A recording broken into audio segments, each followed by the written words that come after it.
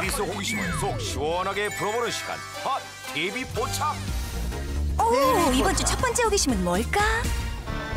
조선을 가기 위해 횡보와 함께 강을 건너러 온 일지매. 하지만 일지매를 붙잡기 온 무리들이 있었으니 저분은 저의 무술 사범님이에요. 칼 들고 있잖아. 너를 죽이려는 게 틀림없다 이거. 빨리 가. 무술 사범을 보고 잠시 고민하던 일지매는 그만 사범 일당들에게 잡히고 마는데 안 되겠어. 결국 횡보는 일지매를 구하기 위해 사범 일당들과 맞서 싸우고 여기서 핫 TV 포착. 청나라 사람들과 왕 횡보가 격전을 벌였던 나루토. 이곳이 궁금합니다. 제천. 드라마 돌아온 일지매 촬영지를 찾기 위해 제작진이 달려간 곳은 바로 전남 나주. 그곳에서 제작진은 나주 공산면에 위치한 테마파크를 찾아갔는데 이곳은 부여시대의 기와집을 비롯한 건물 95동을 재현하고 성문까지 제대로 갖춘 웅장한 규모의 세트장으로 대규모 사극 촬영지로 각광받고 있다고. 그런데 세트장 옆으로 핫 카메라에 포착된 풍경이 있었으니 시원하게 고위쳐 흐르는 영산강과 더불어 끝이 보이지 않는 드넓게 펼쳐진 나주 평야가 광대한 대자연의 경관을 연출하고 있었던 것. 이 밖에도 승마 체험을 통해 이색 추억을 만들 수가 있는데 간단한 안전교육만 받으면 누구나 참가할 수가 있다고? 뿐만 아니라 평야를 달리는 교관들의 승마 시범은 또 다른 볼거리가 되고 있는데 역동적으로 달리는 말들의 힘찬 질주를 보고 있노라면 위풍당당한 고구려의 기상이 느껴지는 듯하다고. 그런데 이때 평야 옆으로 흐르는 강물에서 핫 카메라에 포착된 한 척의 배. 제작진이 일단 그 배를 따라가 보니 드디어 드라마 돌아온 일지매 나루토 촬영지 발견. 이곳에선 과거 물자를 운송했던 황토돛배를 복원해 방문객들을 대상으로 돛배 체험을 진행하고 있는데 영산강을 가로지르는 황토돛배에선 아름다운 강변 풍경을 즐기며 옛 정취에 빠져 흥겹게 항해를 할 수 있는데 그런데 항해 도중 핫 카메라에 포착된 낯익은 모래밭. 이곳에서도 드라마 돌아온 일지매가 촬영됐다는데 여기를 안 놓을까? 이 강만 건너면 내 나라다.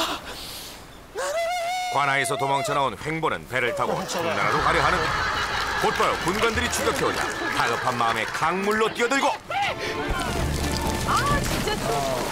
꼭 잡아야 될 사람입니까? 적국의 첩자네. 횡보는 그만 뱃사공이 풀어놓은 그물에 걸려 결국 붙잡히고 마는데 이렇게 됐잖아. 이렇게. 지금까지 핫 TV가 포착한 아름다운 강변 풍경이 있는 드라마 돌아온 일지매 나주 촬영지였습니다. 가보고 싶네요. 자, 그럼 두 번째 호기심은? 태성건설의 신태한 회장을 곧 소환 조사할 계획입니다. 동욱은 신태환을 소환해 드디어 법의 심판을 내리려고 하는데 당신 계좌 추적 내역서 내봐. 찾아낸 증거를 보여주는 동욱. 겨우 이 정도냐? 실망인데. 신태환, 흥분하지 마라, 애송이 검사. 넌 이미 이 게임에서 졌어. 여기서 핫 TV 포착. 최고악인 신태환이 저지른 범죄들 실제 법으로 심판하면 어떨지 그것이 궁금합니다. 서울 강남구 역삼동에 위치한 변호사 사무실. 이번 궁금증 해결을 도와줄 변호사를 만나러 가는 길인데 예, 안녕하세요. 어서 오십시오. 바로 이분이 오늘의 궁금증 해결사 장진영 변호사. 장진영 변호사 참 알죠. 주로 위장이 없앨 사고를 꾸몄다. 일단 신태환의 죄목을 상세히 적어 의뢰를 부탁한 제작진.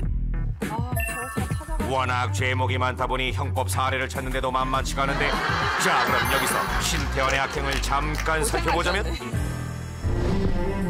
한때 함께 불륜을 저지른 유미애를 강제로 납치해 임신한 그녀를 낙태시키곤 버렸었는데 과연 어떤 형벌이 내려질까? 이런 행위를 한 것만 해도 4개의 범죄가 성립되는데요. 우선은 그 불륜을 저지른 거는 이제 쉽게 아시겠지만 간통죄에 해당합니다. 두 번째는 아이가 생겼는데 납치를 했단 말이죠. 이거는 불법 체포죄와 감금죄에 해당합니다. 그리고 낙태를 시킨 것은 낙태죄가 되죠. 자기 내연녀를 갈대밭에 내버리고 그냥 온 것은 이건 유기죄에 해당됩니다. 형법상. 이렇게 4가지 범죄에 징역 선고를 내린다면 총 징역은 11년. 하지만 이건 시작에 불과하다는 사실.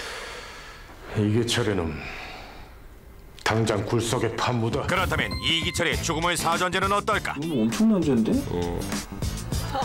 그래서 사람 다쳤나요? 죽었습니다. 그래서 사람 다 죽었어요?